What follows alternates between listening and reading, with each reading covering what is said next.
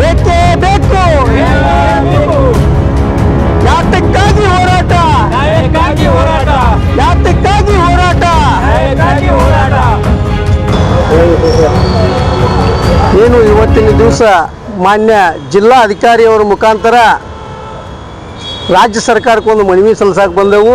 ಕಳೆದ 15 ದಿನದಿಂದ ರಾಜ್ಯದ ವ್ಯಾಪ್ತಿ ನಮ್ಮ ರೈತಾಪಿ ಎಲ್ಲ ಕಬ್ಬಿಗೆ ಪಂಜಾಬ್ ಹಾಗೂ ಗುಜರಾತ್ ಹಾಗೂ ಮಹಾರಾಷ್ಟ್ರ ಮಾದರಿಯಾಗಿ ಏನು ಪಕ್ಕದ ರಾಜ್ಯವಾದ ಮಹಾರಾಷ್ಟ್ರ ಏನಿದೆಯಲ್ಲ 3500 ಕೊಡ್ತಾರೋ ನೇರವಾಗಿ ರೈತರ ಖಾತೆಗೆ ಹಾಕಬೇಕಂತೇಳಿ ಹೋರಾಟ ಮಾಡಿದ್ರು ಕೂಡ ಈಗ ನಾವು ಆಯ್ಕೆ ಮಾಡಿದಂಥ MLA ಇರ್ಬೋದು, MLC ಇರ್ಬೋದು, ಸಚಿವರು ಇರ್ಬೋದು, ಇವರು ಚರ್ಮಗಳು ದಿಪ್ಪಾಗಿ ನಮ್ಮ ರೈತರ ಹೋರಾಟ ಕಡೆಯೂ ಕಿಂಚಿತ್ತು ಮರ್ಯಾದೆ ಕೊಡದಂಥ ಸನ್ನಿವೇಶ ನಿರ್ಮಾಣ ಕಂಡಾಗ ಇವತ್ತು ನಾವು ಮತ್ತು ರೈತರೆಲ್ಲ ಸೇರಿ ಮಾನ್ಯ ಜಿಲ್ಲಾಧಿಕಾರಿಯವರ ಮುಖಾಂತರ ರಾಜ್ಯ ಸರ್ಕಾರ ಮಾನ್ಯ ಮುಖ್ಯಮಂತ್ರಿಗಳಿಗೆ ಮನವಿ ಸಲ್ಲಿಸಕ್ಕೆ ಬಂದು ಇವತ್ತು ಈ ಕಳೆದ 2 ತಿಂಗಳ ಹಿಂದೆ NDRFದವರು ನಮ್ಮ ರೈತರು ಸೋಯಾಬೀನ್ ಹಾಳಾದಾಗ ಹೆಸರು ಮತ್ತು ಸೋಯಾಬೀನ್ ಹಾಳಾದಾಗ ಸಮೀಕ್ಷೆ ಮಾಡಿರೂ ಕೂಡ ಬೆಳೆ ವಿಮೆ ಇನ್ನೂವರೆಗೂ ಪರಿಹಾರ ಹಾಕದಂಥ ಒಂದು ಪರಿಸ್ಥಿತಿ ನಿರ್ಮಾಣ ಆಗೈತಿ.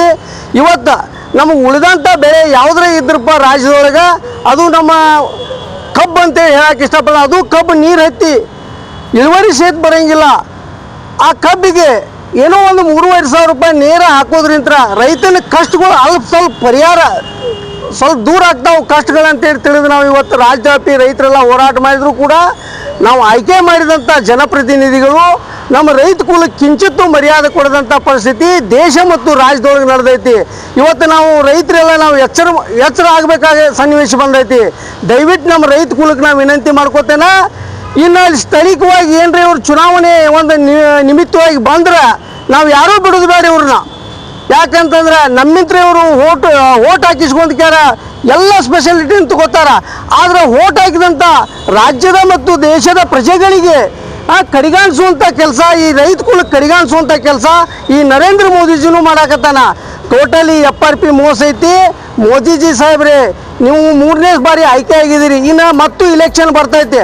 ನೀವು ಆಯ್ಕೆ ಆಗಬೇಕಾದ್ರೆ 85% ನಾವು ರೈತರ ದೇಶದಾಗ ನಾವು ರೈತರದೇವು.